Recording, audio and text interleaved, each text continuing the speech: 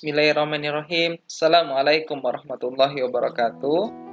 Alhamdulillahirrahmanirrahim. Kita bersyukur kepada Allah karena pada hari ini Allah masih memberikan umur kepada kita semua sehingga antum-antum semua dapat kembali beraktivitas sebagaimana mestinya, yaitu seorang pelajar harus belajar dan ustadz-ustadzah sebagai guru mengajarkan ke antum pada hari ini. Ya, walaupun kita masih dalam kondisi pandemi, insya Allah tidak mengurangi semangat kita dalam melaksanakan kegiatan pembelajaran. Baik teman-teman soleh-soleha di rumah kelas 9, hari ini kita masih melanjutkan kegiatan pembelajaran bahasa Indonesia kita yang berkaitan dengan cerita pendek. Minggu lalu kita sudah membahas tentang unsur-unsur intrinsik pembangun dalam pembuatan cerita pendek. Nah, untuk minggu ini kita akan lanjutkan kegiatan pembelajaran kita, yakni masih terkait dengan cerita pendek.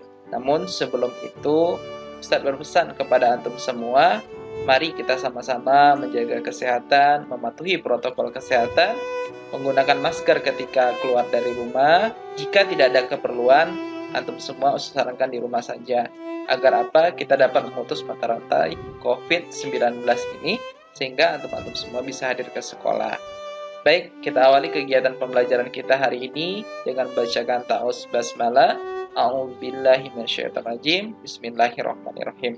Mudah-mudahan kegiatan pembelajaran ini diridhoi Allah. Amin ya rabbal alamin.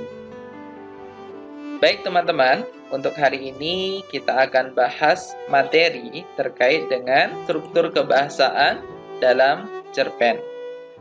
Ada 4 struktur kebahasaan yang dibahas dalam menuliskan sebuah cerita pendek. Yang pertama kita membuatkan orientasi, yang kedua membuat rangkaian peristiwa, dan yang ketiga komplikasi, dan yang keempat yaitu resolusi.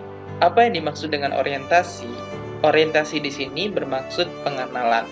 Pengenalan di sini yakni kita sebagai penulis, kita mengenalkan sebuah cerita, biasanya berisi tentang perkenalan tentang tokoh dalam sebuah cerita. Selain perkenalan tentang tokoh, kita juga mengenalkan di mana lokasi, di mana situasi itu terjadi. Pada tahap yang kedua, kita berusaha untuk merangkaikan peristiwa. Orang mulai bersentuhan, orang mulai berinteraksi dalam sebuah situasi, kemudian mulai meruncing dengan adanya konflik. Kemudian selanjutnya adalah bagian komplikasi. Pada bagian komplikasi ini, konflik sudah mulai meruncing dan sudah mencapai puncaknya dan diakhiri pada bagian yang keempat yaitu pada bagian resolusi ini semua konflik sudah mulai teratasi dan mendapatkan pemecahan masalah. Nah, bagaimana teman-teman semua sudah cukup paham bukan terkait dengan struktur yang membangun pembuatan cerpen? Selanjutnya, Ustadz akan jelaskan di sini terkait dengan penugasan LKPD yang harus antum kerjakan selama 1 bulan ini.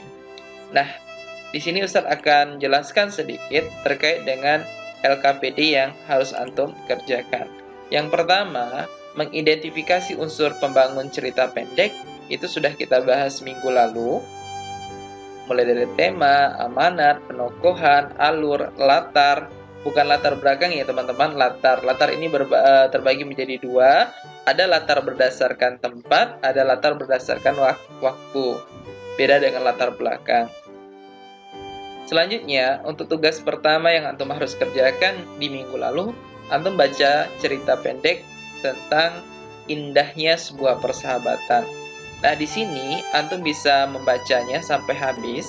Setelah itu antum akan mengerjakan beberapa pertanyaan terkait dengan cerita cerpen di atas. Tentunya antum kerjakan di buku latihan bahasa Indonesia. Selanjutnya, antum masuk ke materi yang kedua yaitu menelaah struktur dan aspek kebahasaan cerita pendek. Itu yang barusan Ustaz jelaskan tadi. Ada orientasi, ada komplikasi, ada evaluasi, ada resolusi, ada koda.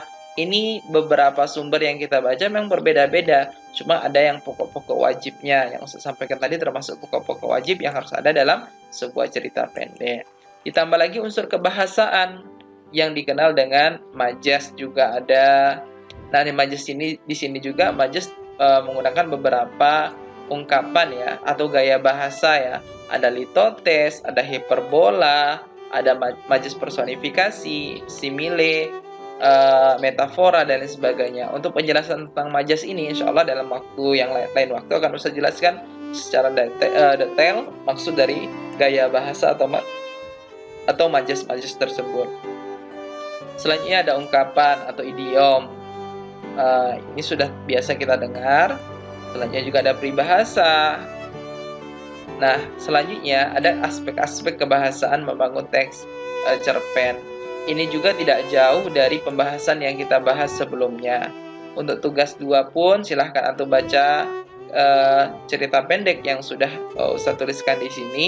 Insya Allah ceritanya menarik dengan judul Menyemai Cinta dari Palestina. Silakan antum pahami, antum baca baik-baik LKPD-nya. Setelah itu, antum akan menjawab beberapa pertanyaan terkait dengan teks cerpen yang sudah antum baca tadi. Nah, silakan antum baca, sangat menarik sekali ceritanya. Nah, ini beberapa pertanyaan yang harus antum jawab sehingga di sini nampak apakah antum membaca cerpen di atas atau tidak. Nah, setelah membaca cerpen berjudul Menyemai Cinta dari Palestina, jawablah pertanyaan-pertanyaan berikut tulisan dalam buku latihan bahasa Indonesia. Sudah itu, ceritakan kembali cerpen tersebut dalam bahasa yang antum pahami sehingga terbentuk menjadi beberapa paragraf yang utuh.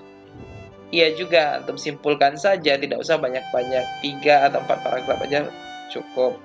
Setelah itu, silakan antum tuliskan bagian orientasinya yang mana, komplikasinya yang mana, evaluasi yang mana, resolusi yang mana, dan koda yang mana. Mungkin cukup. Yang lainnya itu silahkan antum ikuti saja pekerjaan tugas LKPD-nya.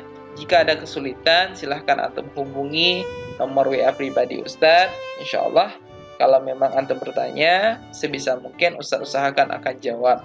Dan ketika Ustadz tidak bisa menjawab, Ustadz kasih waktu juga untuk Ustadz mencari tahu jawabannya. Itu saja informasi kegiatan pembelajaran kita pada minggu kedua, bulan ketiga pada semester 1 kelas 9 hari ini. Mudah-mudahan bermanfaat bagi antum semua. Marilah kita tutup dengan mengucapkan hamdalah, alhamdulillahirrahmanirrahim, dan disempurnakan dengan doa kafaratul majelis. Subhanakallahumma bihamdika asyhadu an la ilaha illa anta astaghfiruka wa atubu ilaik. Afa minkum usikum min nafsi bertakallah. Assalamualaikum warahmatullahi wabarakatuh.